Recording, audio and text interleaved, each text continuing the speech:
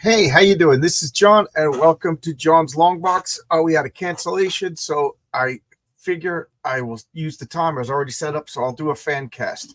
So the rules of the fan cast are anybody can come in. The link is in on Twitter. The link is the first comment in chat. And I have a couple of rules, 4 people maximum. I just don't do too well with more than 4 people. It just gets crazy. So, like, every time somebody else joins, somebody else will leave. It'll be polite. I'm being pretentious here, thinking that 4 people actually want to join. Keep in mind, I'm one of the 4 people. No avatars. I thought I made myself clear that I don't want to talk to avatars. I want to talk to faces. I mean, this is supposed to be simulating a conversation, with people, and you don't sit down face to face at the table and wear a mask. So Praetor is here. Praetor, what's up? What is this? I was gonna have a conversation with somebody about their comic, no fault of their own, but things got. I'm in a fog today. I messed up, so we're gonna reschedule. So I already set aside the time. So so I thought I'd have a fan cast. Fan cast is when you, the fans, you guys can come in and we'll talk about comic books. It's all about comic books. So here's the link to join. The link is also on Twitter. If you want to come on in. We'll talk about comic books. No avatars, and there'll be 4 windows at the max. So if Praetor, if you feel like coming in, you've been commenting for a while. If you want to come in, I don't care what you look like. I don't care if your room's a mess. It's about comic books. So oh, you can't, but thanks. Oh, okay. So yeah, I got 5 people watching. If 5 people want to join in and watch, but in the meantime, I will talk about my campaign. So I have a live campaign for Heroic Tales. Look at this. I got 93 backers. Thank you so much. We're just shy of 3,000, and 3,000 is the first stretch goal. But look at this. I'll show the cover. This is Heroic Tales. What is my comic? It is a 30-page floppy comic.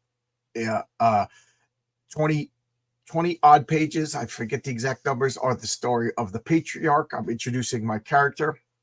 Renzo Rodriguez is the artist. It's a blue sky love letter to old Marvel Bronze Age comics. It's a self-contained story.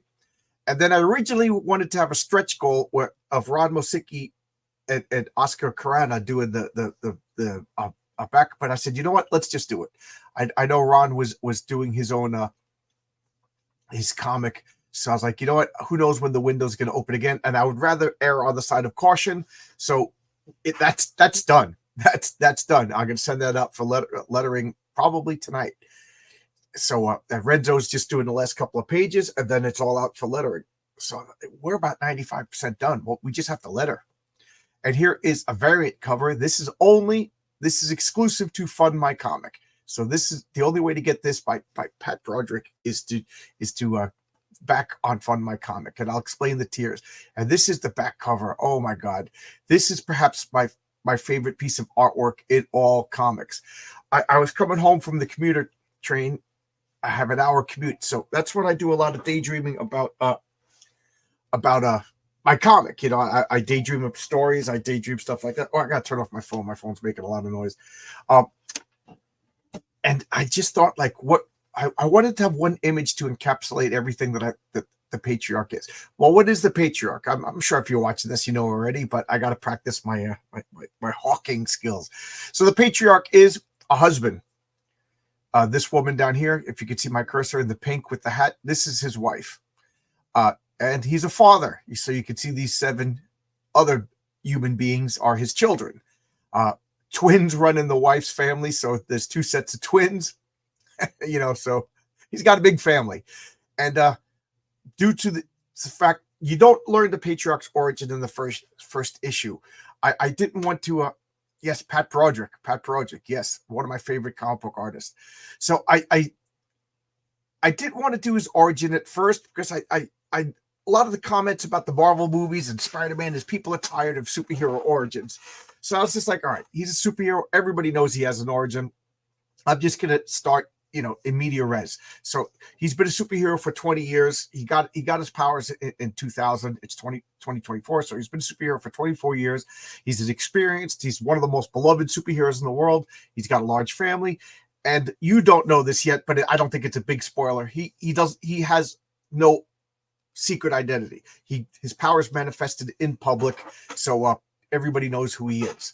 So he's keeping his family, out in the mountains, homeschooling his kids because they're supervillains, and we all know in a world of Jokers and Dr. Octopuses and Dr. Dooms and all that stuff, it's best to err on the side of caution. So that's what he's doing. So he comes home and he's picking up his newborn because he's a loving husband, he's a good father, and he's a beloved superhero.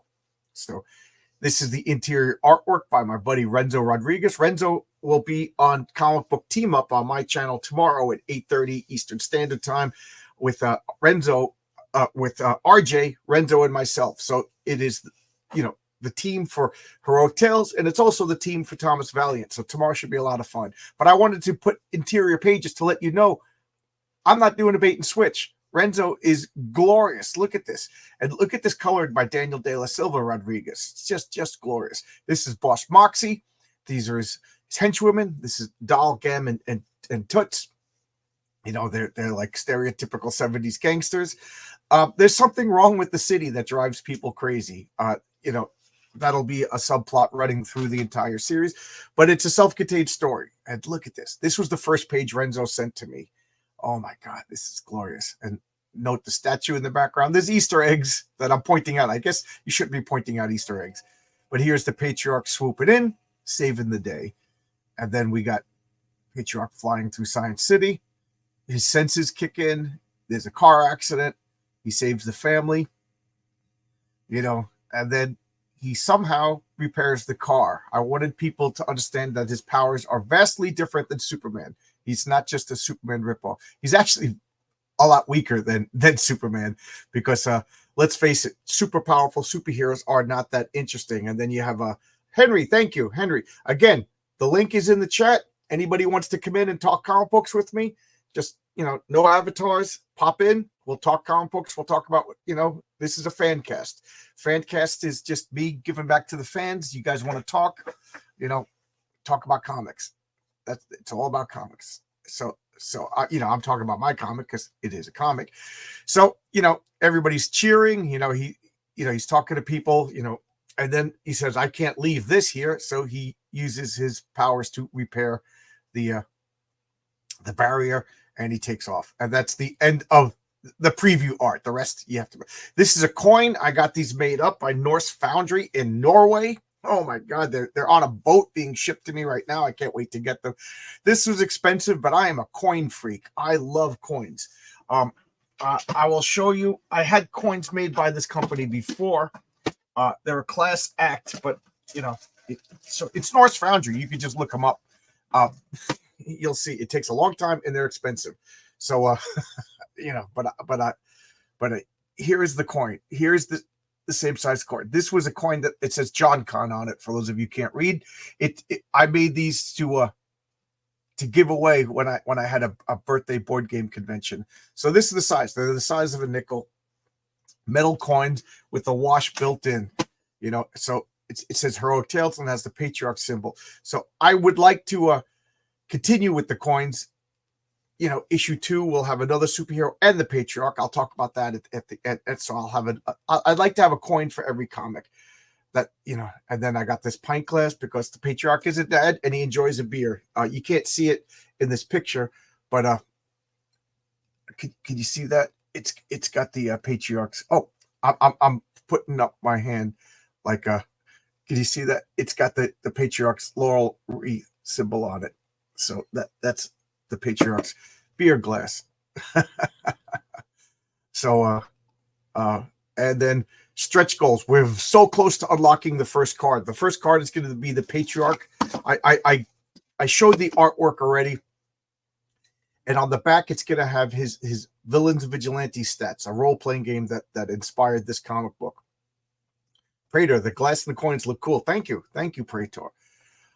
So there's going to be 6. So I it's going to be the Patriarch. Then it's going to be the second card is going to be Boss Moxie, Toots, Gam, and Dame, the three henchwomen, and then this is the mystery main villain that I'm not revealing yet. You have to get the comic or get to 8,000, and then you'll see the mystery villain. And there's me. That's Renzo.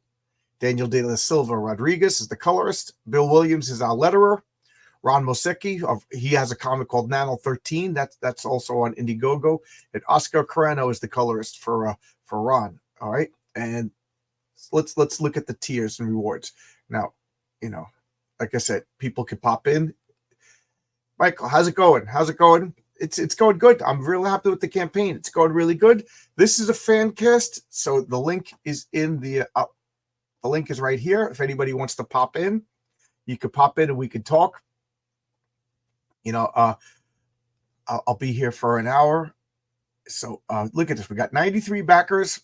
We sold over 100 comics. I don't remember exactly. I don't want to count and you know what I mean and get obsessed about it. So I'm trying not to. But we're just, what was that? $150 away from the first stretch goal. So here is the Heroic Tales, $10 plus shipping. I can't do anything about the shipping, guys. Unless you live near me, I'll reimburse you for the shipping if I walk over to your house. But I'm sorry about that. $10. I want to keep the comic affordable. People told me not to say cheap. I'm real bad about that. So I'm trying to keep it affordable. I think $10 for a self-contained floppy comic book, 30 pages, is reasonable. And then $25, you get 3 copies. We got a bunch of people buying these. Maybe they'll sell them on eBay. Maybe it's comic book stores. Oh, how cool would that be for comic book stores? And then a digital copy. I'm an old school guy. I like comic books. Oh, thank you, Prater. Thank you. But a couple of overseas people were telling me that, I understand. I got to, so I'm offering digital copies. I got to get with the times, you kids with your cell phones. And then for $20, you can get a comic in a glass. And then for $10, you could get the variant cover. It's the same price. Same price. Only on Fund My Comic. Now, I'm staying with Fund My Comic for a couple of months. And then when this closes down, I'm going to open up on Kickstarter. I already told Luke, I'm exclusive here. But when this is done, I'm going to ship out the books and everything. Then I'm going to open up on Kickstarter, and I will have a different variant cover. That will be by Michael T. Gilbert of Mr. Monster fame. Okay. And then that's going to go for a few months. And then when that closes down, I'm going to go to Indiegogo, and I have a third variant cover. Oh my God. You got to see this third variant by Mike Gustovitz. Oh, it's not colored yet. I just got the finished pencils. So I got a few months to get that colored, but the only way to get this cover is on Fund My Comic. The only way to get the Michael T. Gilbert cover is on Kickstarter. And the only way to get the Mike Gustovitz cover will be on Indiegogo. And then, because each format, you have to have something unique. It's one of the rules, and I don't want to break the rules. So then you can get 3 variant covers. And then you can get the variant cover in the pint glass. And then this seems to be the most popular. $20, you get both covers. $20 to both covers. And then $25, both covers and the pint glass. And then for $5, the coin. The coin is expensive. Note that I didn't put any shipping into it because it weighs as much as a nickel. I can put it in with the package. So I had a hiccup at the beginning. There was a problem that the coin wasn't, people thought they were buying the coin, but they didn't. It just wasn't registering. It was just a hiccup.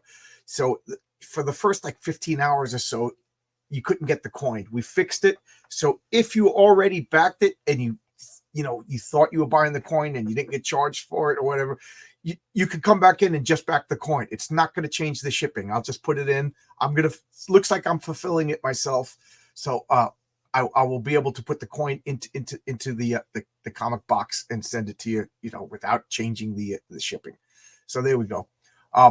We've got 20 people watching. Again, this is supposed to be a fan cast. This means fans. You want to come in, you want to talk with me about comic books, you want to ask comic book questions, you want to talk about my comic book, then, I'm not going to shut up about my comic book. You come on in. Here is the link. You can click on that and join me. These are the rules. 4 people max, including myself. So it'll be 3 guests, but nobody's joining. And when a new person joins, the oldest one out, no avatars. I want to talk to faces. I started this YouTube channel during COVID because I wanted to talk with people. And, you know, having an avatar is just, you know, you come to my house, you sit at my table and you wear a mask, you know, so, you know, sorry, but that's the way it is. All right. Again, what do you want to talk about? You want to talk to me? You want to talk about comics? Let's see. So here's my lovely, adoring face. I'll keep my campaign up here until somebody wants to come in, and then we'll talk. But this is the Patriarch. The Patriarch is a. Oh, you know what I should do? I should be smart enough and put the campaign in the stream. I am off today. I was supposed to have a talk with Denali. I messed up the time. I messed up the date. I'm just the worst. So here is Fund My Comic, Heroic Tales #1, the first, I hope, of many comics that I'm going to make. Did I have any comics in mind while creating my comic? Yeah. I'm a big Fantastic Four fan, so I wanted to have a family aspect. So, you know, his children don't have superpowers. You know, his wife's not a superhero or anything like that. So, but there is a family aspect. He's the. I also didn't like the way dads and fathers are treated in comic books and media and movies these days. You know, the dad's always the joke. He's always the one who, you know, doesn't know how to do anything, and then the wife looks at him disapprove. So I wanted to make, you know, like my dad was a great guy. My dad was a hardworking provider. You know, he was a dad. You know, he was stern when he needed to be. You know, he was funny when he needed to be. So I was like, and I don't know what's going on, but you know, I'm 56 years old. All my friends' dads were great guys, and they were tough, blue collar guys. You know what I mean? In my neighborhood. So I was like, I want to do that. So you'll learn the Patriarch's origin in issue 3. And you know, but so what was I thinking? What comics was I was thinking of Marvel in the 80s. I was thinking of the Avengers. I was thinking of the Fantastic Four. I was thinking of the X-Men. You know, I was thinking of all of that. I was thinking of toxic masculinity. No, this is the opposite of toxic masculinity. The Patriarch is a manly man.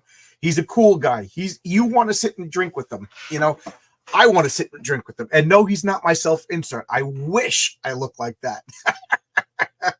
I joke around, and probably in issue 3 you'll meet my self-insert, Augie Carmichael. Just remember that. That's my self-insert. I don't think highly of myself, but it's not toxic masculinity. It's positive masculinity. He is a good dad.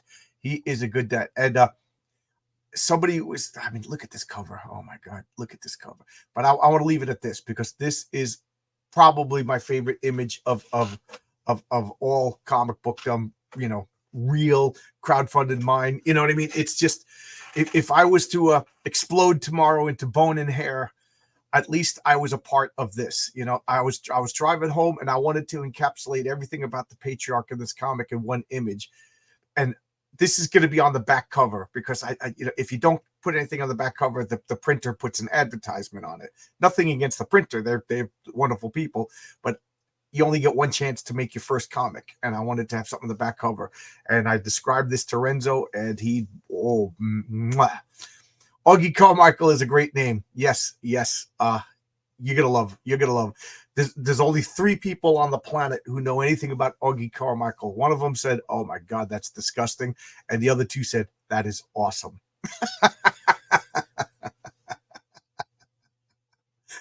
Hello, everybody. Hello, Eric Grant. So here's the link to my comic. This is the link to join me if you would like to join me. I'm talking for an hour. This is called a Fancast. This is something that I'd like to do periodically. Maybe I'll set aside a proper time and place so people are prepared. But a Fancast means you guys can pop in. Not fans of me. I shouldn't have any fans. I'm talking about fans of comic books. If you're a fan of comic books, if you have a comic book, if you don't have a comic book, if you want to talk about comic books, pop on in and we'll talk about comic books. You know, don't be shy. I don't think I'm a bad guy. I had to reschedule it with Denali because I just messed up. I done messed up. It's my fault. I apologize. He's a good guy. He sent me his comic. My wife read this comic. So here, I'll put this up here for a minute. This is his comic, The Immortal Mask. It's a quality comic book. Just look at this. He sent me the digest version. Great art, great coloring. My wife read it. My wife read it. of all people, my wife isn't into comics, and she said, tell that guy I like this comic book. So the font is really small, so I didn't finish it yet because the font is small, and I got weak, beady little eyes. So, but it's worth the work. So there you go. So anybody want to pop in? Eric Grant, Praetor, people. I see you got 26 people watching. Anybody want to say in the chat? Anybody want to tell me what their favorite comic book is? Anybody want to talk comics? Anybody? Bueller? Do you want me to keep pushing? So let me tell you this. This comic is the Patriarch. It's the introduction. It's dipping your toes into the madness of my mind, because I've been role-playing villains and vigilantes of role-playing game for, I'm 56. I started when I was 12. So what was that, 44 years? So 44 years I've been playing this role-playing game. And I love this game. And my friend Jimmy and I play this game constant. Matter of fact, Friday we're playing again. And we were like, wouldn't it be cool if we made a comic book? Everybody plays Dungeons & Dragons. Everybody plays role-playing games, says that. So I made a comic. I didn't feel right using my friend's characters in the comics. So the first issue doesn't have any of my friend's characters. It has NPCs that I have elevated to main character status. The bad guys and Boss Moxie and all those guys, those were guys my friends fought. And they got mad at me. They're like, why didn't you put my character in your comic? My friend Paul is all mad because he role-played this character called Magnum for like 15 years. So they will be making cameo appearances in issue 2. And now that they want me to make, they will have full stories going forward. So I have a billion characters that I want to tell the world. It's set in Science City, Arizona. Science City, Arizona was created by Ian Strange. He's the architect. He's this. Sounds like I have some great. I do have some great friends. My friend Jimmy. I've been friends with him since 3rd grade. Paul was my college roommate. My friend Mike, who has a comic called Marshall Strong that just finished up on Kickstarter. That comic is actually set in my world. It's set in 2005 of my world, which this comic is coming out as 2024.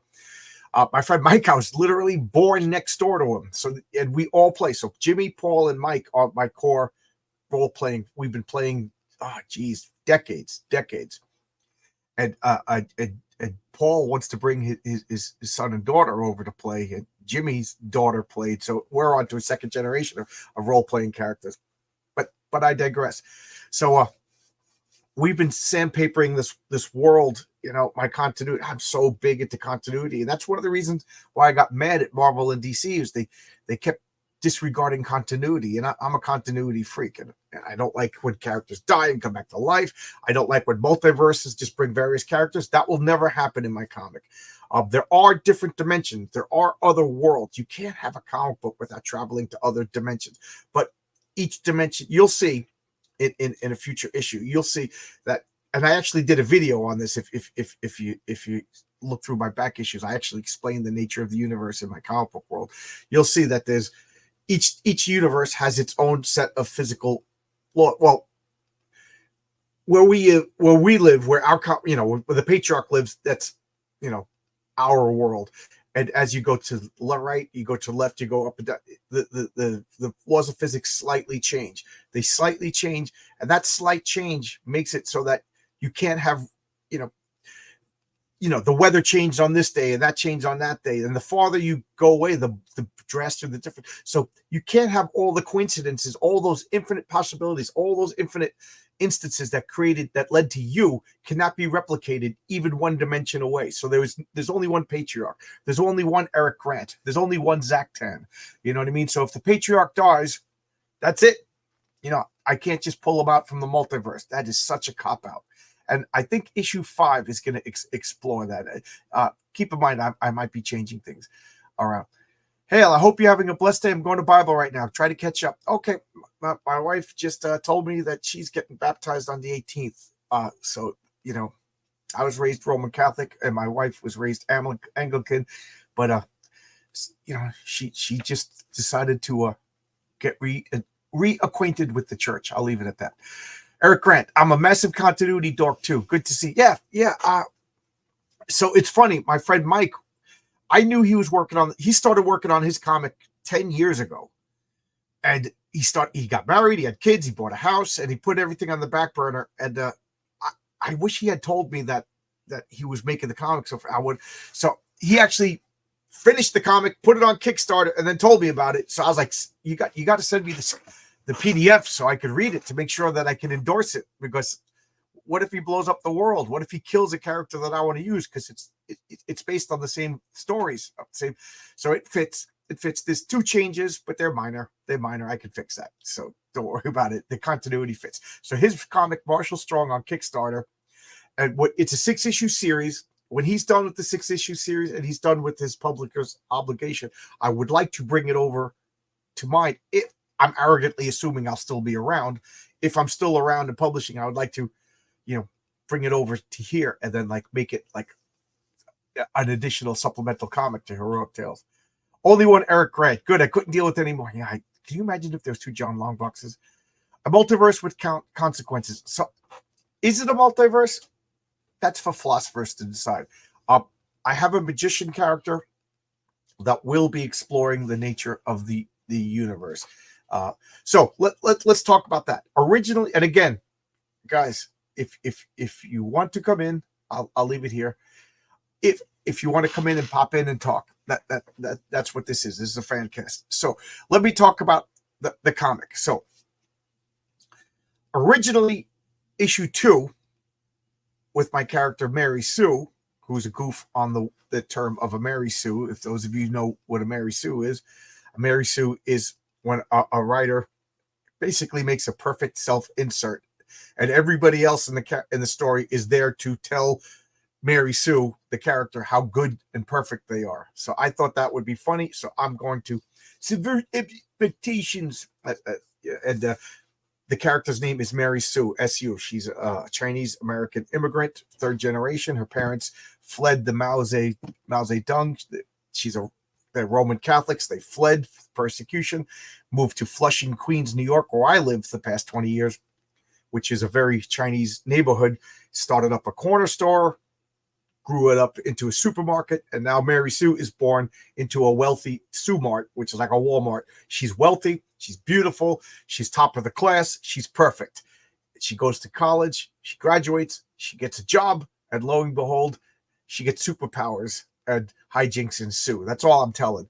But that was going to be the issue number 1, and I realized it was too continuity heavy. It was just too much of an ask for people to get into. So I was like, all right, I'm going to swap. So I made issue 2, issue number 1, because Patriarch, I think, is a friendlier character, an easier sell than Mary Sue. I think people would have been turned off. So, and now people are drawing fan art of the Patriarch. They're telling me they really like the concept. People like, yeah, we need a character that's a good dad.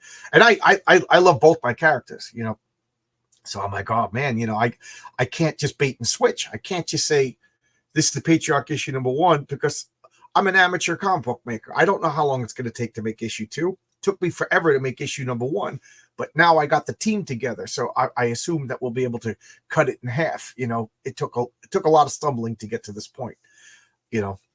All my fault, and I don't want to just upset people. Like, oh man, I like this character, and then whatever, people rage quit or whatever. So the Patriarch will be in issue 2. So this is what I'm going to do. I think this is such a good idea. I'm proud of myself. It's going to be a flip book. So issue number 2 is going to say issue 2, the Patriarch. It's going to have a Renzo Rodriguez cover, and it's going to. I heard the story's already written. We're working on issue 2, guys. The only thing we have to do for issue number 1 is finish up the lettering. So we're working on issue number 2. So Renzo's going to do the cover. It's going to have a full, complete story. Every issue that I make is going to be a full, complete story. No cliffhangers. No, you got to wait 9 months because we're indie comics. I think for $10, you deserve a full, complete story. But there's more. You flip the comic over. It's going to say Heroic Tales number 2 featuring Mary Sue, and it's going to have her story. And that's going to be the working way to go from now on. Patriarch is the flagship character. People respond well to the Patriarch. I love the Patriarch, and I got so many Patriarch stories to tell. And then the other character will be my wiggle room. So issue number 1 will be the patriarch, full patriarch, and then a backup story called Unheroic Tales featuring Lucius Kane. Lucius Kane is the I don't say it in the comic, but I already gave it away. He's the mayor of Science City. So that story is set in 1999. A young Lucius Kane, his origin, and then you will see modern Lucius Kane in issue 2. So he's the bad mayor. And then issue 3 is going to be the patriarch, and then flip it over. It's going to be the Raven. The Raven will be set in Manhattan, Bronx. He is a Punisher, street level Batman type guy, dealing with street level crime, and it's going to be a horror comic. There's no other way to describe it. It's my attempt to write a horror comic. So it's hold on to your loved ones when you read that, and then the other side, and then you flip it over, and it'll be the origin of the patriarch. So, and then issue 4, I'm giving away too much. I love that splash page. I love the backup story idea. Thank you, Pity Ma. This is the back cover. So, because the name of the story in issue 1 is Daddy's Home. Patriarch is trying to get home. He's trying to get home, but he's a superhero, and hijinks ensue that prevent him from getting home. And then when he gets home, he scoops up his baby because he's a good dad. He's a loving dad. Good names. Thank you. I pride myself on superhero names. I have a thing about superhero names. Superhero names, sci-fi names are their own things. Fantasy names are way their own things. You know what I mean? You can make whatever you want for a fantasy name and it works. Gorgosh, the barbarian. That kind of sounds great. I just made that up. But superhero names, they have to make sense. The superhero name is the focus of the superhero. So when I say the Flash, which is perhaps the greatest, according to my rules, it's the greatest superhero name. Flash. Boom. You already know. It's speed. And then, he's got that wonderful, elegant costume. Superhero costumes have to be simple and elegant, like the least amount of lines possible. I don't like that 90s 900 lines, Jim Lee superfluous lines.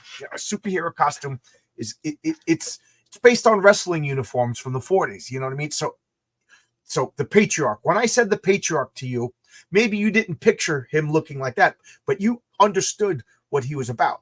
Patriarch, father, and unless you're a crazy person, patriarchy, you knew he was a good guy, a wise guy, wise in realistic wisdom, and a loving protector. And that's what he is. He's a loving protector. And you will see his kids even tease him. In issue 4, I think they're going to play Dungeons. He's going to play Dungeons and Dragons with his kids, and his son, who's the DM, is going to make fun of him. Dad, you're always trying to talk to the orcs. You got to kill orcs, because he's trying to teach his kids, violence isn't always the solution. But I'm giving away everything. It's great to have a roadmap. Super cool. Thank you, Eric Grant. Derail Gaming, how you doing? I always have trouble with superhero names because all the good. Yeah, it's tough. And people have been busting my chops because Raven is already taken. But first off, there's been a Raven since the 40s. DC has Raven from the Teen Titans, whom I love, but my Raven has nothing like that. So DC, it's different. It's different. Great. A good source of fantasy names is Eastern lore. Yes. Again, I'm giving away too much, but you guys are asking some good questions. If you look at my backlog, there's a video called the Nature of the Universe or something like that, and it's about how the universe works in Heroic Tales, and you will see that our world kind of like there's surrounded by other worlds, and depending upon the compass position near order and chaos, I borrowed a lot from D&D. Magic is stronger when you go into this direction, and logic is stronger, so science when you go into this. So if you were to go over to this dimension, it'll be more fantasy. And if you come here, it's Earth, and if you go over here, it's more like our world where there's no magic, more science. And the closer you get, until you get to a point where even human life can't exist because there's not enough chaos. And chaos, we break down molecules to get energy, so that can't happen. There's total order. And if you go over here, there's too much chaos where the molecules can't even form. So there's points and dimensions that only bizarre, outside, xeno, whatever, strange life forms can exist that we can't even understand. So yes, I have a whole cosmology. And again, this comic, I'm anticipating the criticism already, and they're going to say, "Oh yeah, it was kind of low stakes or whatever." Yes, you can't start the first issue with Thanos. I'm building up to that, and each issue is standalone. You're going to learn a little bit more about the lore. You're going to learn a little bit more about the comic, and then sort of like there's a big threat coming. There's a big problem coming. There's hints of it in this issue that I hope you pick up, but you can't start out like if you come out dropping the atomic bomb on the first issue, how are you going to follow that up? So I think around issue 9 the team will form and all the superheroes will deal with the Thanos level threat, and at that point I hope it means something to you. There's going to be one of the characters is going to do something that I hope everybody goes, oh my god, oh my god, oh my god, why did he do that? That's what I'm hoping. But you can't do that in issue 1. Nobody knows anything, so I got to build everything, but I got to make sure that each story is engaging, and I got to make sure that each story is self-contained. Because, if I had a monthly comic, yeah, I would do cliffhangers and stuff like that. But maybe someday in the future, that's a goal. And if I need a bigger story, I'll add more pages.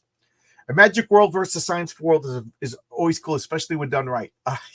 What's funny is that because again, there's multiple universes, but I won't say multiple Earths because some of them are so different that Earth never formed. But there's multiple dimensions, and one of them that is more science actually declared war on one of the ones that's magic. But the skirmishes are rare and costly, and so there's a technical war that I'll be exploring also. Also, there's ancient. I'm inspired by Kirby, so there's going to be, ancient worlds with the politics of ancient worlds. So one of the things I'm going to do is I will explore like Conan era times and ancient horrors and outer space politics. There's just so much going on, but it's just it took me 9 months to make this comic, and I'm hoping to, and we're already starting. So I'm hoping to deliver this comic by October. So by October, maybe we could start the campaign for issue 2, and just keep it going. Have a well-oiled machine. That's my dream. Will it happen? First off, it's up to me. But it's also up to you guys because it costs some money to make these comics, and it costs a little more than $2,846 to make this comic. So I got to raise more money because, the first comic I paid for, whatever, it's done. What we're really doing is crowdfunding the second issue. So if you want to see a second issue, I have to raise more. I can't afford to do this. Okay. I hope that didn't sound too baggy.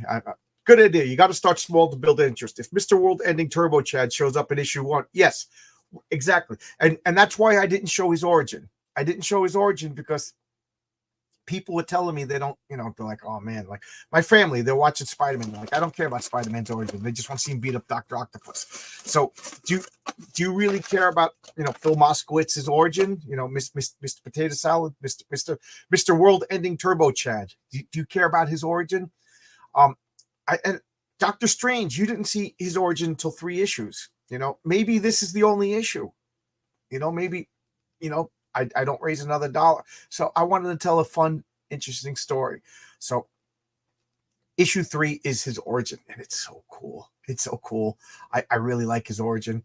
And like I said, there's Easter eggs throughout this comic that, sooner or later you'd be like, oh, okay, cool.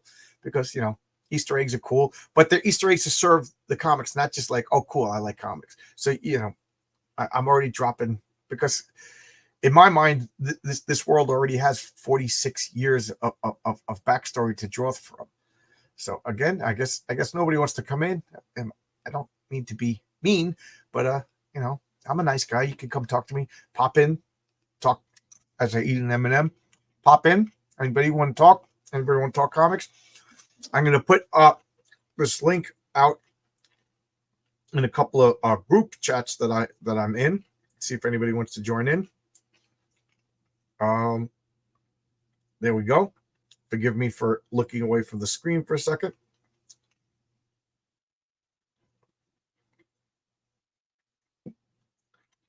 Anyone want to join?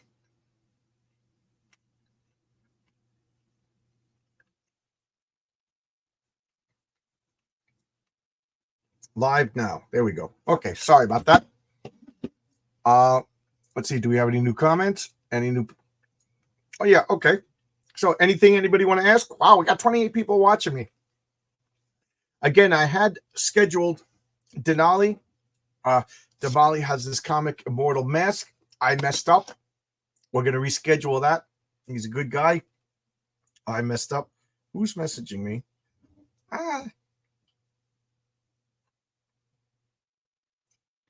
Okay. Family. My family doesn't know how to use Fund My Comic. They're normies. They're asking me how do I buy your comic. I'll talk to them later. I got 30 people in the chat. Anybody want to pop in? Hit this link. It's the very first comment in the chat. Anybody could pop in. I don't know how to put it in chat again, but if you scroll all the way up to the top, you could pop in. Let's see. Can I? No, I can't. I can't cut and paste it. Did my wife give me any ideas for my comic? No. First off, she's been very supportive. Second off, when my campaign launched, she started crying. She was so happy because she knows how bad I wanted to make a comic. She's been telling everybody at work.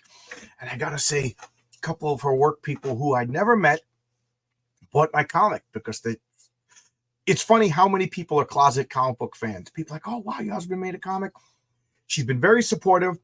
I bounce ideas off her all the time to the point I stopped because I just feel like I'm boring her to death. You know what I mean? So, in a real sense, she supported me by being my wife and encouraging me, and she knows how important this is for me.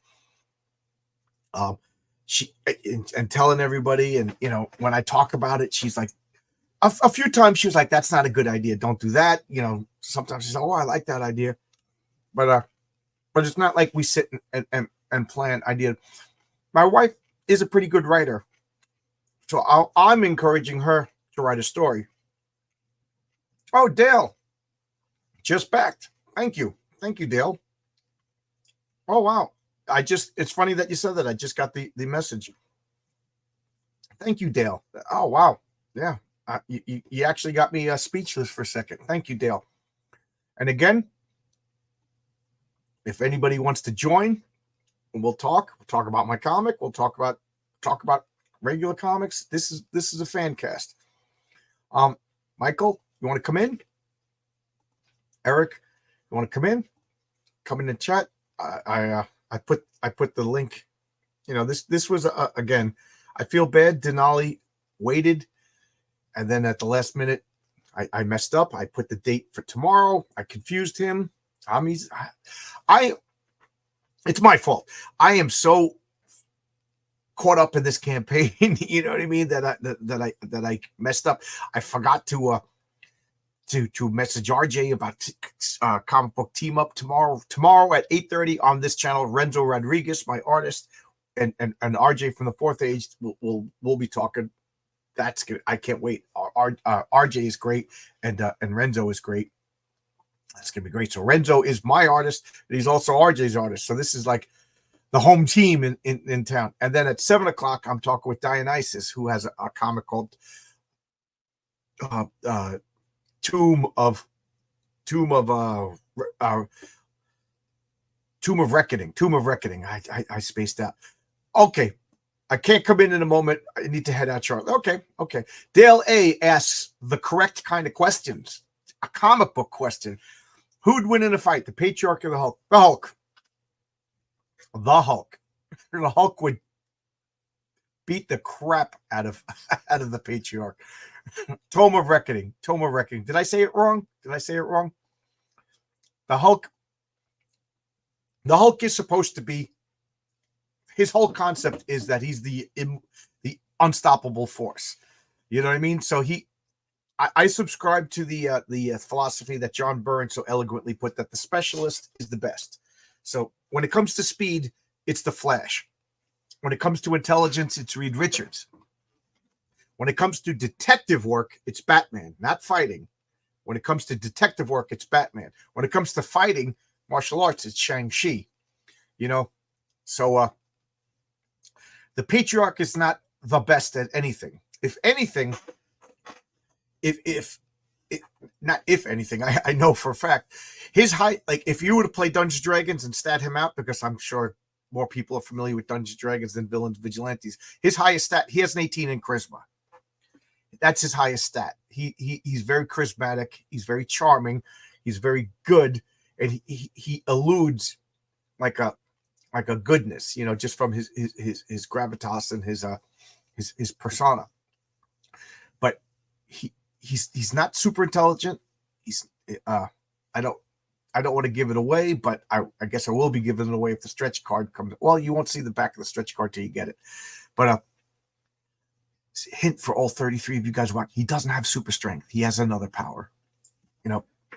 So and you'll see his superpower kind of limits him to the way he deals with things. So Hulk would mash him. Spider-Man would give him a good fight too. I think it's dull to have a super powerful character. Somebody, and I guess I'm not giving names because I don't want to hurt anybody's feelings. But somebody told me, I'm making a comic book and my character is the most powerful character ever. He could beat the Patriarch, he could beat Superman, he could beat, and I was like, that's boring. You know, not only is that boring, but I did the same thing when I was 12. I made the most powerful superhero ever. You know, his name was Nemesis, and his power was he could beat your superhero. It was dull. You know, I wrote one story about him, and I realized I done messed up. Nobody wants that. You know, One Punch Man is the exception. You know, but you don't want to. And that's goofy humor. Oh, wow, somebody else backed. I got to get like I got to get like a graphic for people back. Thank you, two people. I don't want to read your names. I don't want to dox you. But Dale admitted, but I don't know if this person is watching, if they want to know their name or not. But thank you. So you know what I'm going to do? I'm going to refresh to see where we are. But as I was saying, so the Patriarch. Oh wow, thank you, 2 backers, and what do we got? $50. Thank you so much. I feel like I'm on a telethon. Being super powerful, you know, being powerful is good. I dropped an M&M. Being powerful is good, but being the most powerful, no, because then, you know, I'm going to skip over Mike's first question and address this because Superman is one of my least favorite characters because he's boring, which makes him hard to write, so nobody can write him good today. Superman is super powerful. I love Superman. Superman is my favorite superhero. By far, he's my favorite superhero. Then my second favorite is Ben Grimm, the Thing, and then there's so many others. Yeah, but the problem with Superman is, you're right. Nobody could write him today, but Superman can be well written, interesting, and cool. But even the writers of Superman had to introduce kryptonite because they realized they'd done messed up and made him super powerful. Like Captain Marvel, Shazam, he's super powerful, but he spends most of his time as a fragile 12-year-old human boy. You know, that's how they got around that. The Patriarch, I'll bring up a cool picture of the Patriarch. Here we go. There's a cool picture. The Patriarch portrays himself more powerful than he is. Because why? Because he's a father. Your father didn't let you know that he was scared about the mortgage. Your father didn't let you know that he didn't have enough money to take you on that vacation that you wanted to do, and he worked overtime, and he was tired, and he didn't want to do it, but he did it anyway. That's what dads do, and that's what the patriarch does. He dresses like Superman. You know, I assume there's Superman comic books in my universe, you know, so but there is a Superman character. His name is Captain Atlas. He got his powers during the Korean War. There's superheroes before him too. I'm going to do a story about the first American superhero during the colonial times, the Night Scholar. He got his powers, you know, during the colonial times. And there's a Revolutionary War hero called the Lamplighter. There's so many stories. There's cowboy superheroes, but anyway, Captain Atlas is the Superman. He is Atlas. He's strong enough to move the earth, but he's old. You know, so he's old. So he's like in semi-retirement. So he dresses in a similar costume, different color scheme to let people know I've taken the mantle of Captain Atlas. The problem is nobody could fill up Captain Atlas's shoes. So he is vastly weaker, but he presents himself more powerful because that's what your dad does. You know, when your dad goes to bed at night and shuts the door, oh my God, how are we going to pay the bills? How are we going to, sorry, honey, I got to work. I got to work extra. Oh, the car. All right. I guess this weekend I got to work. And the door opens up. Daddy, can I get your car? You got it. You got it, kid. You know, so that's what he's doing. That's what he's got. And I'll go to Michael's great question. You get a lot of inspiration from D&D. Did I get any inspiration from Star Trek? Yes. I love Star Trek. I love the original Star Trek. I wanted to be Captain Kirk as a kid. I love Star Trek. And I goof around calling RJ my Spock and I'm his Captain Kirk, but you know, like I'm anywhere near Captain Kirk. Forgive me, I must take a sip of coffee. Yes, I did get a lot of inspiration from Star Trek, and there is a spacefaring super team, and there's space races that I hope to get to. That'll probably be around issue 8, 9, or 10, somewhere around there. I have stories written, but I haven't cemented when they're going to show up. But good choice with the purple for the costume. Yes, I remember that meme. All men think about the Roman Empire. Well, I was just like, well, the patriarch is, you know, man, he's toxic masculinity, you know. So I was like, yeah, of course he thinks about the Roman Empire. And then he wears the laurel wreath and the purple like the Roman emperor. You know, it's purple and gold like the Roman emperor. It's you know, it's a part of it. So I was thinking, why would he do that? Why? Because his real name is Jim Kelly. He's Irish. And then I was like, his mother's Italian. So he's half Irish, half Italian. And yes, I'm half Irish, half Italian. And yes, I'm one of 7 kids, but still, he's not my insert. I have a beard. I do not look like that.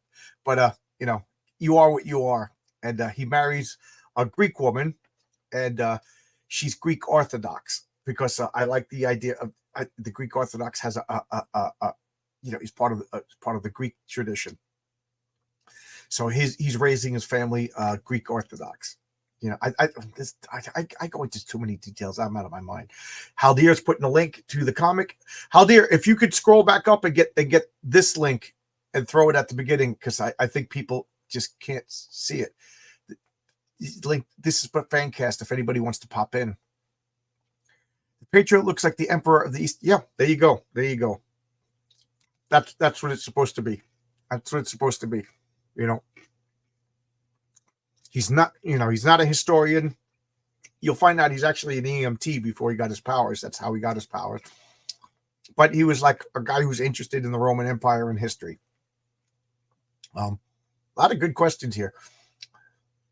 There is a lot of D&D in Dungeons & Dragons, 2nd edition. I stopped playing Dungeons & Dragons. Well, I stopped playing Dungeons & Dragons at the 2nd edition.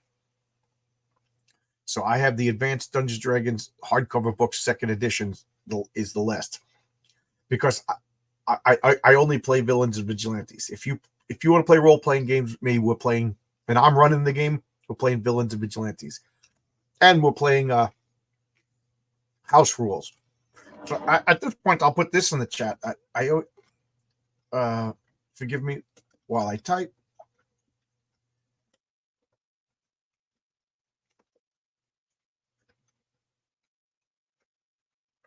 Okay, you see this link that I just put in the chat?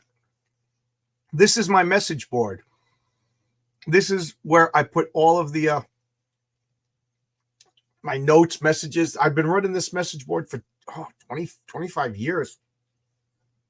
And at one point, it was the only active site on the internet for Villains Vigilantes. So if you were a hardcore Villains Vigilantes player, you've been on this site.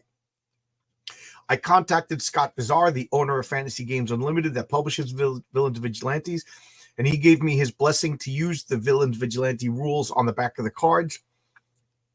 And we made plans about somewhere down the road when I have enough, if I'm successful enough to take characters and make a Villains Vigilante source book, and thank you, Haldir.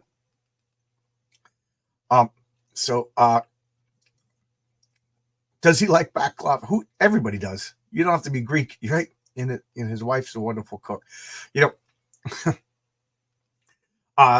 Because of superhero activities, because of the fact that he doesn't have a private identity, a secret identity, everybody knows he's Jim Kelly.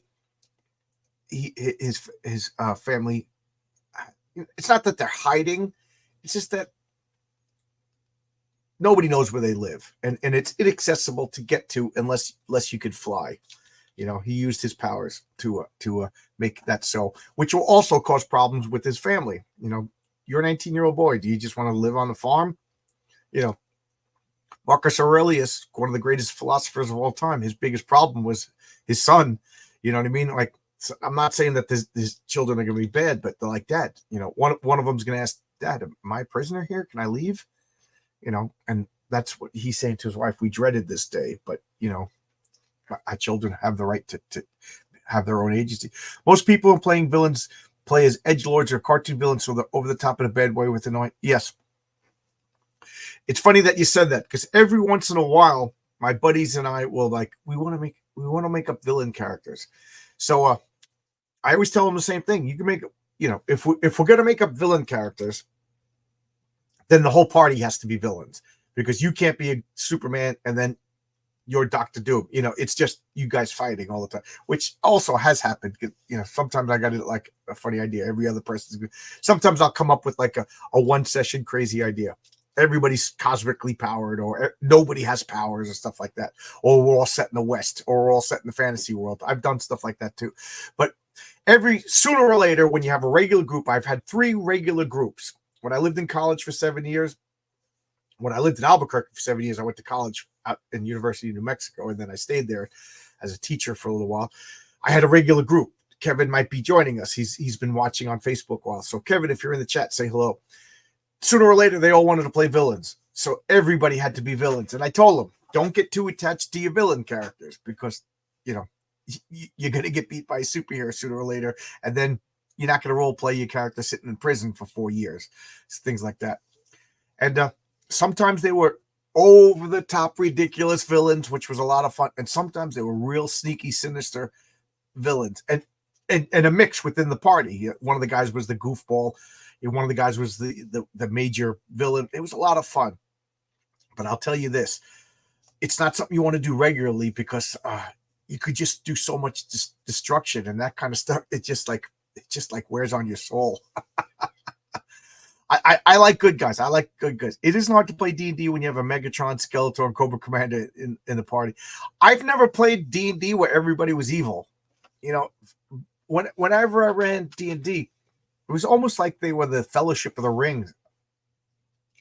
And so I never experienced that. And I think I'm glad about that. I don't know if I would want to play maybe a one-shot adventure where everybody's an assassin and they go out and to do an assassination on a paladin. That would kind of be interesting and fun, because then they would have to be sneaky and they're not just like the raping, pillaging party. That would just drain on my soul. I'm maybe when I was in my 20s and edgy and punk rock would do that, but now as a 56-year-old guy, I like good guys. That's why I don't watch The Boys. I read the comic. The comic was just a drain on my soul. As much as I love Garth Ennis, he's one of my favorite comic book writers. The Boys I bought it out of loyalty for Garth Ennis. I have to say I didn't like it. I didn't like the comic, and I really don't want to watch the TV show. I didn't like Dark Knight Returns. I didn't like the portrayal of Superman. You know, so I you know I like good guys. I like good guys, and there is bad guys in this comic. You know, I'm a little worried that I might have gone over the top with the very first issue with one of the bad guys. Let me know when you get the comic in October if you agree or disagree with that. I once I saw the art, I'm like, I can't publish this. You'll see what I'm talking about. Did you play a paladin as lawful stupid or correctly? Oh, I loved playing paladins. I played paladins as lawful good, and they were badass and they were fun. And I really enjoyed it. Matter of fact, I played a lawful good wizard. I was a lawful good wizard. I love lawful good. I think lawful good was my favorite alignment. And you know, and dark side is lawful evil. Thanos is neutral evil. You know, I love alignments. You know, I didn't care for the boys either. Yeah. I just didn't. I want to root for good guys. You know. Anybody Bueller? Anybody want to join in? Anybody? Okay. Pity Ma, you just put me on Twitter. Thank you so much. Thank you. Guys, could I get you to retweet me? Because you know, I hate to sound like a beggar or anything like that, but I got to get at least I got to double my whatever we raise right now. I got to at least double it to break even. You know, because keep in mind, a good third of that is just for shipping and handling. You know, so I want to make issue 2. I just want to fund. I got a job. I'm paying my bills. I'm paying my mortgage. I use my savings to make the first comic, and I know that's like a crowdfunding no, but you know, that's what I did. So I'm funding the second issue. So I can't keep depleting my savings for to make comic books. So that's what I want to do. And I have a big idea for a grand mythological story. Oh my God. I'd love to. I don't even want to tell you what the idea is because other people will take it. It's that good of an idea. I want to hire, I already know the artist I want to hire, but you know, so if you guys could take the link to my comic, where is it? Heroic Tales on Fund My Comic. If you guys would tweet it out and just help me. And thank you for the 2 people that backed during the stream. All right. I've been talking for an hour. I've been hawking for an hour.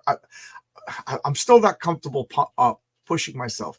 I'll keep talking as long as the chat keeps going. So if anybody wants to ask questions, anybody wants to say anything, if not, I'll end it here. And I sorry if Denali is watching. It's my fault. I messed up. We'll reschedule. He's got his comic. Where did I put it? Immortal Mask. This is Denali's comic, Immortal Mask. This is the digest size. So you know, I feel bad. I'll put the link. Got to jump off now. Eric Grant says he has to jump off now. Take care, everybody. Okay. Anybody else? Anybody want to say anything? If not, we'll call it quits. I'll filibuster for another minute or 2. I still got 30. I'd hate to leave when there's 37 people watching. Have you watched any Deep Space Nine? I watched the first season, and I think I'm about a third of the way through the second season, and I hate it. It is a chore. I love the original Star Trek series. I love the matter of fact, right here within grasp, I got my Star Trek phasers. You know, I love. It's covered in dust. I love Star Trek. I got my phaser. I got my communicator. You know, I love Star Trek. As a gut reaction, I didn't watch Next Generation, and then I started watching it in college. So it was already over with. They were already doing the movies. And I started watching, and I loved it. I loved it. And then I just rewatched Next Generation with my wife, and we both loved it. I said, all right, let's go to Deep Space Nine. And that pilot episode of Deep Space Nine is the worst. It is confusing. It is the worst. Oh, my God. It is terrible. And everybody says this, Michael.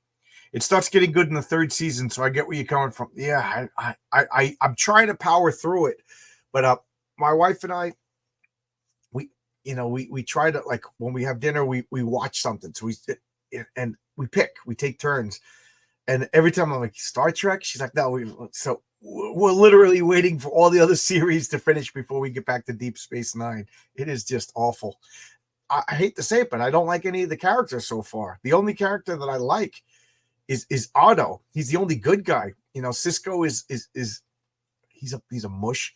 The Dr. Bashir, he's hitting on his patients. I can't like him. he's hitting. I like the good looking what's her name, with the dots on her neck. And there's one episode that I really loved when they sent Nana Visitor. Why can't I remember her character's name?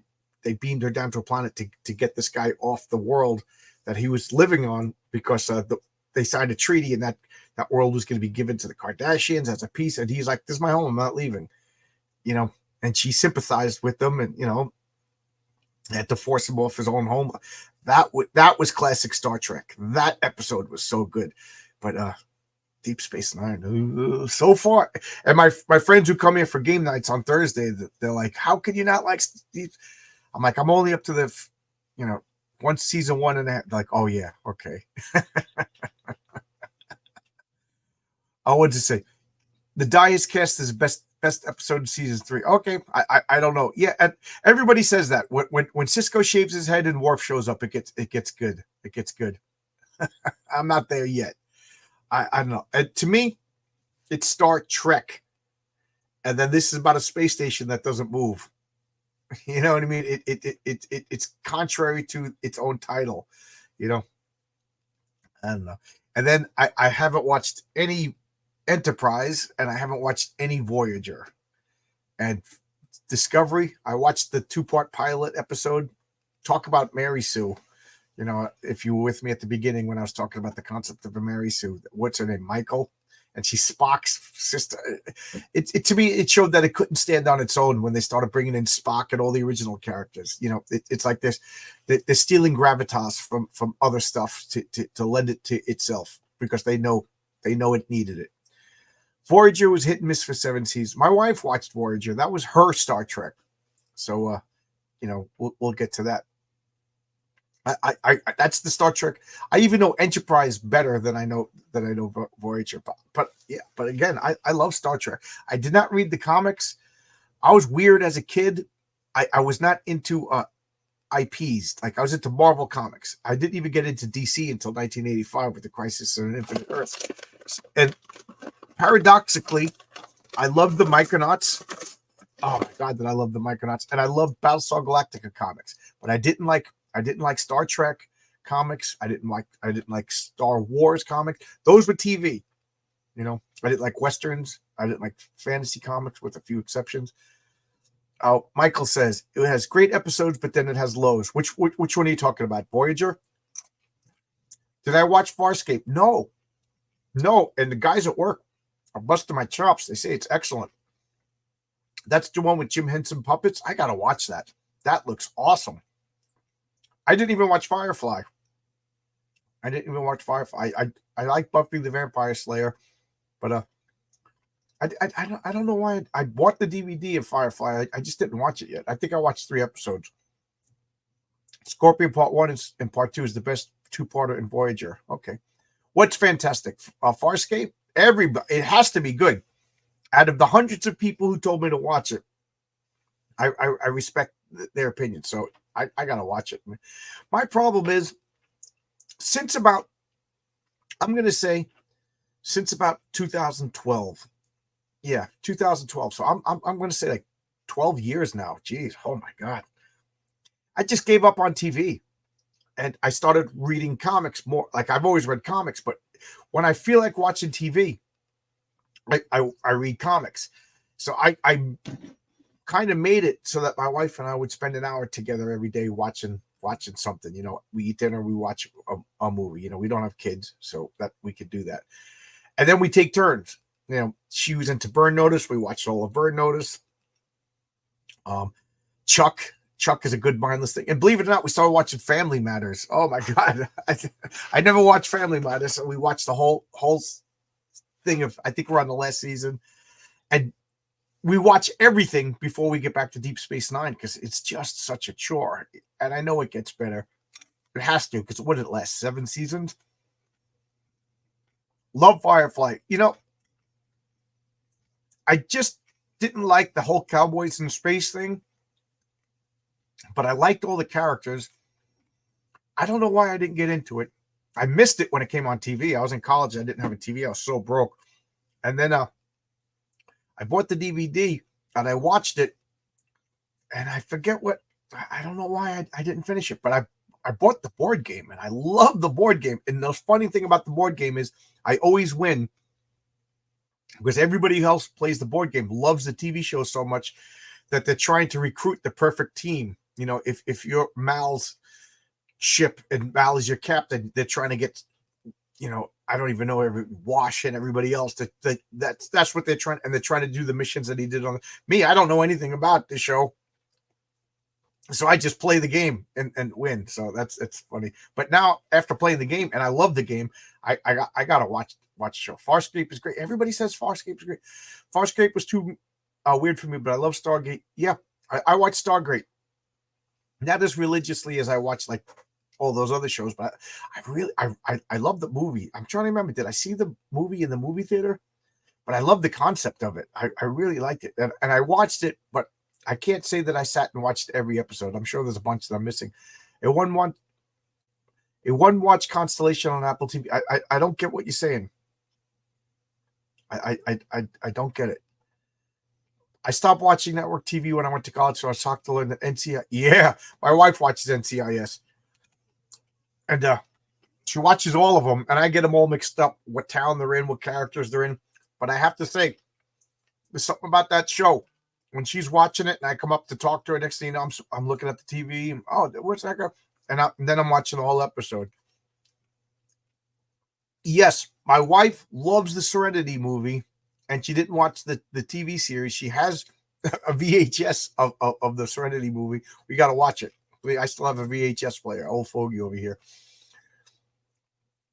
Oh, okay. Okay, I got it. Has anyone watched Constellation on Apple TV? It was great. I never heard of it. I never heard of it. Has anybody watched is it called Strange Angels? It's about now I can't blanket his name, but the guy who founded the Jet Propulsion Laboratory, how he was a magician at night and during the day he was a scientist. What is his name? But I'm fascinated with him. He actually will someday maybe will be in my comic book. So yeah, I got to the bottom of the chat. 39 people watching, and nobody wants to come in and show me their face. Nobody wants to come in face to face. This is my forum. It's still active right now. It's got all my I kind of neglected it for the past, I'm going to say 2 years. I got to update it with stories, but it's old. And my buddy Paul, who is the tech administrator for this, he's saying that it's about to no longer be supported, whatever that means. But the software is so old, so I'm actually talking to other people about importing it to another thing. And I would like to, if my comics are hit, I would like to make a Heroic Tales message board where you could buy my back issues, where you could buy pint glasses and coins, and maybe T-shirts and stickers. I'd love to get a patch, that laurel leaf patch that you could sew on to hats and stuff like that, and a message board where we can talk about classic V&V, talk about Star Trek, make it, I hate this word, but it's the only word that fits right now, is a community. So that's what I'd like to do. Here's the link if anybody still wants to join the screen, join the stream rather.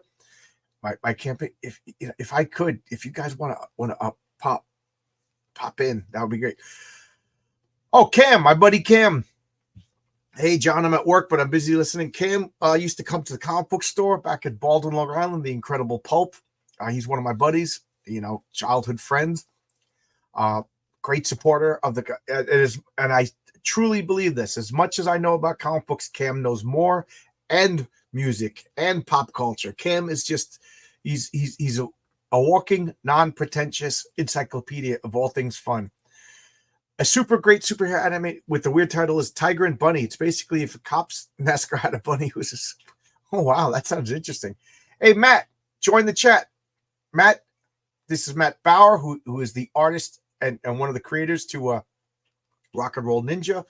I think it was a surprise hit. I firmly believe that out of this crowdfunding, indie, Comicsgate, Iron Age, whatever term you use, this Fiendish by Renee Strakowski, I always say her name wrong. Forgive me. Reenie Draws, Wrath of God by Aaron Lopresti, and Rock and Roll Ninja by Chuck Dixon, Richard C. Meyer, and my buddy Matt Bauer. Great comic. And I'm putting my money where my mouth is. Matt Bauer is doing a page in Heroic Tales. Because I want it to be as much like an old Marvel comic as possible, I'm including a legend page and I'm including ads. And Matt, he drew one that is awesome. You guys are gonna love it. So Matt, come on in, pop in. Cam saying what's up. Here's the link to join this. Haldir, come in. Haldir lives in Winnipeg. Oh, sorry if I'm doxing you. And he bought one of my pint glasses. I sent it from New York to Winnipeg, and it was not destroyed. Benjamin Soto. John, I need to get you on my show, Word Slingers, to talk about your writing method. Okay, Benjamin Soto. Yeah, sure. I got Is This You from your boy Zach. Okay, I got everything by Splato Comics up until this point. You know, I'm Richard C. Meyer. I might as well talk about this.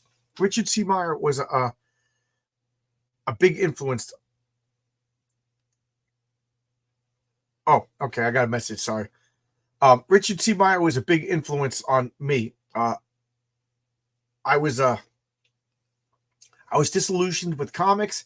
I don't know how, but the algorithm just picked me up and recommended diversity in comics. I think he made like 4 or 5 videos before I started listening to him, and I was like, oh, wow, somebody saying the thing is me. And at the time, I was an electrician in a building in Manhattan, and that building housed Marvel Comics. So I wasn't the electrician for Marvel. I was an electrician for the building, but whenever Marvel needed anything, I went to do it. So I was Marvel's electrician, you know, and so I would go there and, you know, I would feed your boy Zach some info. So I was one of his early insiders. So, you know, from the beginning. So, you know, and then when he made a comic, I was like, oh my God, he got John Mallon. John Mallon just did a X-Men, and now he's got Chuck Dixon. I was like, I can make a comic. So he's, and then your boy Zach was goofing on comics saying, doesn't anybody just rob a bank anymore? Doesn't anybody? So that's why my comic starts with a bank robbery as a direct influence from your boy Zach. You know, I write to him. He writes back to me. He's very polite, but he's very firm. He does not want to come on my channel. He's not mean or anything like that. He's just the way he is, you know, and good for him. Don't change, Zach. We still love you. I can't join today. I'm at work. Okay, I totally understand that. Rock and Roll Ninja is officially on my reading pile, but I got to finish up Miller Daredevil reread. Oh yeah, everybody should be rereading. I reread that because my buddy Pete just got into comics, and he asked what should I read, and I knew Pete, so I recommended the Daredevil, and he loved it, and he was one of the first people to do a live stream with me, and you know we were rough around the edges, but he was so good. I also ordered his Rambo comic. Me too. Matt, are you still in the chat? Come on in. Your boy Zach brought me back into comics when I was about to leave the hobby. Yeah, I had quit Marvel and DC, and I didn't know about this crowdfunding thing. I didn't know about Comicsgate. I didn't know about all this stuff. It's to me, it's all it was all your boy Zach. You know, I really love Captain America from Iconic Comics, but I'm not that big fan of the other series, Black Ops and Soul Finder. They're good. Okay, yeah, you know. Okay, people are sending me messages. I can't look at it. I'm getting distracted. I'm easily distracted. I'm like a little kid. There's so many crowdfunded comics. I'm looking around to see what I could show. I just got a number 2 of Black and White by Art Tiber. I can't read it because I missed issue number 1. As much as I'm into comics, sometimes I just miss things. You know, this Sunday at 10 a.m. I every Sunday at 10 a.m. Eastern Standard Time, I do Sunday comics, and I take comics from my comic collection and I talk about them. I'm going to talk about Fantastic Four. What is it? 48, 49, 50. The first appearance of Silver Banner and Silver Surfer. I'm looking around to see if I have any crowdfunding comics I could show off. This I got Bronze Star, Pat Broderick artwork, Mike Barron writing. This is a no-brainer. Of course I get this. Of course I got that. That is just awesome. Gordon Goodbrother says, oh, your username came from your boy Zach. Yeah, you're right. You're right. That's funny. You're absolutely right. Gordon Goodbrother was the generic term that your boy Zach made up for like every mild-mannered black character. Like all the black characters were just Gordon Goodbrother. They were just mild-mannered. Like if they had Luke Cage was the hot-headed, no nonsense from the streets. He'll kick your ass, and he wants money for it too, you know. And then they show him the comic books. He's just like, you know, holding the baby, you know, being nice. Not that there's anything wrong with that, but this is Luke Cage we're talking about. Mike Wachowski, I also ordered Wolf and Batsy from your and Fourth Ages live stream a while ago. Oh, great. That's Mike. That's Brian Bow. I talk to him every day. I talk to Brian Bow every day. He's become a friend. I talk to him. I talk to Fabrizio Aiello every day, and we talk. Matter of fact, I sent him yesterday an idea for a story, and he gave me good feedback. Great guy, great comic. I don't know if his comic is in demand enough, but he does Wolf and Batsy. And since you brought up Wolf and Batsy, how about I show you this? Okay, I will embiggen this. And look at the patriarch. Look at the panel where it says gas. You see the patriarch? You see the little boy and the little girl next to him? What's in their hands? What's in their hands? You know, anybody, Bueller? Anybody spot what? Anybody pick up what I'm throwing down? Anybody know what I'm talking about? Oh, I didn't even know this. I could click on it for a larger view. Oh, wow. I didn't even know that. Can you see that? Anybody see what I'm talking about? A gargoyle? Nope, that's Wolf and Batsy. The little kids got Wolf and Batsy action figures in their hands.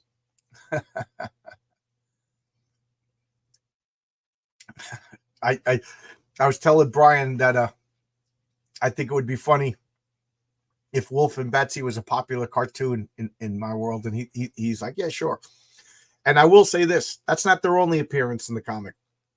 Horace H. Hoover and Wolf and Batsy make an appearance in the comic, but they're not in the comic. That's as cryptic as I give away too much, but I'm not going to give away that.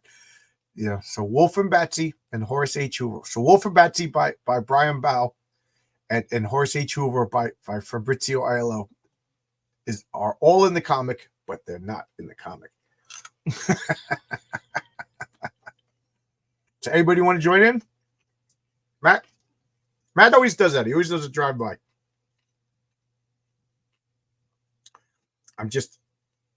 People are messaging me, but they're not coming in. Let me see. That's not what I want to do. I'm trying to copy the link. I can't seem to do it. Okay. Oh, well. All right. I already know what one of the appearances is about. Yeah, I think I spoiled it on a stream. What do you think? You think it's a funny idea? You think it's a good idea? As I eat M&Ms in front of everybody because I didn't eat dinner yet and I'm ruining my dinner. Yep. All right, so I've been talking. I'll make it 6 more minutes, so it'll be an hour and a half. I apologize if anybody came in to talk to see about Denali and his Immortal Mass comic. We have to reschedule. It's my fault. I try to be calm, cool, and collected like the patriarch, and like the patriarch, I worry when nobody's around. Are they peanut M&Ms, regular peanut M&Ms? I'm always eating. I'm a goddamn slob. Um, I stressful running a campaign. Ask anybody who's ran a campaign. I'm battling not refreshing every 10 minutes. You know what I mean? But I'm going to say Wednesday, Thursday, I didn't sleep well at all, and I had nightmares. And I usually have the most pleasant dreams. And now, my campaign did really well, but I would like to I'd like to up the numbers to recoup the cost so I could do issue number 2. So I'm nervous. I can't help it be nervous. I think I'll do it over the course of 3 platforms. I got 2 more variant covers to show. I'm thinking about, don't hold me to it, maybe on Kickstarter or Indiegogo, I might have stickers. Hojo showed me how to go and get metal cards made. So maybe, if we unlock the stretch goals, I'll make metal cards. I got big ideas. I got big ideas and big hopes, big dreams. 4 more minutes and I'll shut down. Anybody want to? I'm eating peanut butter M&Ms. Oh, good. My peanut M&M brother. Good choice. Peanut M&Ms is the way to go. Peanut M&Ms is the way to go. Since we're talking, are spiders in your comic evil? Spiders are spiders, but if you're noticing that there's a lot of insects, that's because of the villain. And I don't want to reveal. I did name the villain in the stream because I'm a jerk who can't shut my mouth. But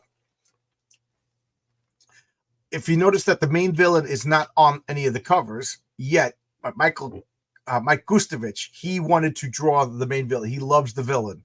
So on Indiegogo, by the time I'm revealing the cover on Indiegogo, you guys should have the comic already, for those of you who backed on Fund My Comic.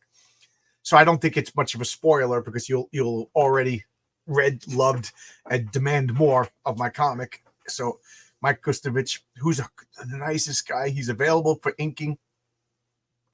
If anybody wants to hire him, I'll give you his contact information. Just a wonderful, wonderful, quirky, fun, cool guy, super talented. He loved the bad guy, so he asked if he could put him on the cover, and I was like, "You gonna say no to Mike Gustovich?" But spiders are not evil. Spiders are spiders. Spiders, no animal is intrinsically good, intrinsically evil. Although there are, now that I think about it, there is an evilness about spider. There's a spider villain. Well, I'll leave it at that. Who chose the colors for the Patriarch? Could the back cover be a print? Oh, that's a good idea. I designed the Patriarch. If you go on Twitter, you will see I posted, I think it was this morning, how it began, how it ended, and you'll actually see my sketch. I thought I lost my drawing. I draw out the characters and I send them to Renzo, and then Renzo takes them from a special person who has extra chromosomes and can't draw, and turns them into wonderful art like this.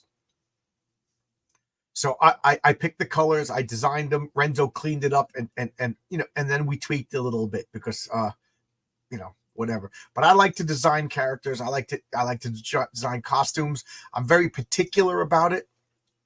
But I have, next issue is going to have cameos of a whole bunch of superheroes. Some of them I'm sure Renzo will design their costumes. But some, I'm just a lunatic when it comes to, this is what I want my character to look like. But Renzo makes it look so good. So if you go on Twitter and you find, you go to, John's Long Box is my name. The actual Twitter is Zentorian 2000. If you look for that and you scroll down, you'll see my original drawing. Yeah, that piece of paper got ruined, but I scanned it and I sent it to Renzo, and I found the file that I scanned it. Check out Heroic Tales #1, Fund My Comic. Yes, please, please, please.